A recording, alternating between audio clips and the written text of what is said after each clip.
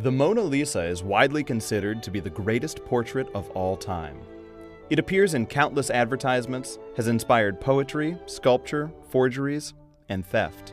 But seriously, why? The painting is small, only 30 by 21 inches.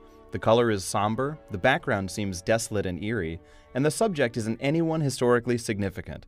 So what's all the brouhaha about? Is it really all about her mystifying gaze and a quirky smile? Well, let's take a closer look. Da Vinci's greatest innovation here is the relaxed and informal three-quarter pose of the subject.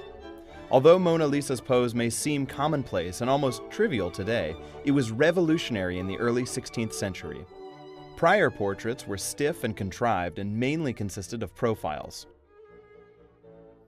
This pose established a new style of portrait painting that is still the de facto standard today, over 500 years later.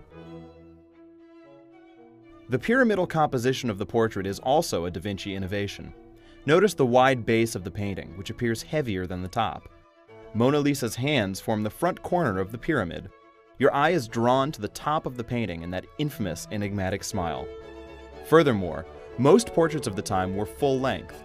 Da Vinci's more intimate cropping was immediately imitated by masters such as Raphael. Sfumato is Italian for blended, with connotations of smoky. Leonardo coined the term to explain his technique of layering translucent layers of color to create the appearance of depth, volume, and form. The blending of colors becomes so subtle that the gradations are hardly perceptible. The area around her eyes, as well as her hair and her scarf, have a semi-translucent, smoky feel that give the painting a sense of movement. The technique is also used in the background to create a sense of harmony between the sitter and the landscape. Keep in mind that this was a completely new technique that added a sense of realism that was utterly unparalleled in its time. Leonardo's love of rocky landscapes is seen in several of his paintings. Of note here is how the two landscapes on either side of Mona Lisa's head are a physical impossibility. The landscape on the left is noticeably lower than the landscape on the right.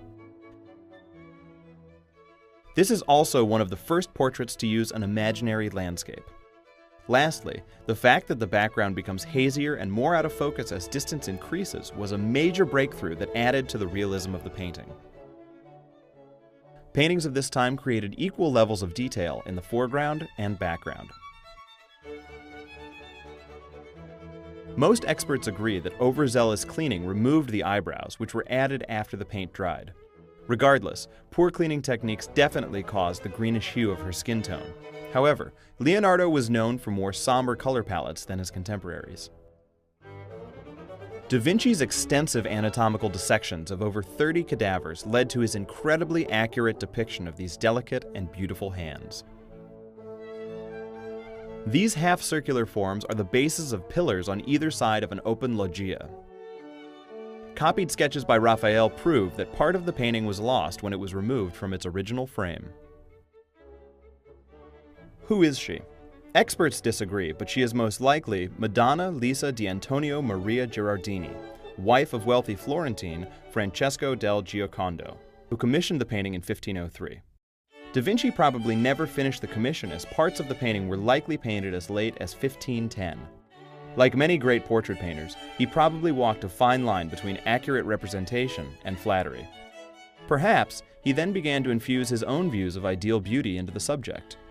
Leonardo never finished the commission, and it is said that he traveled with the painting in order to show off his talents. Scientists cannot agree as to why Mona Lisa's smile is interpreted so differently by different people. Theories range from the nature of human vision to Sigmund Freud's interpretation of the smile signifying Leonardo's erotic attraction to his mother. The mystery of the smile is what makes the painting so engaging. This work introduced several revolutionary painting techniques, displayed a supreme mastery of technique by its artist, and continues to inspire intrigue in many who view it. It is safe to say that Leonardo's masterpiece will likely remain as one of the greatest portraits of all time.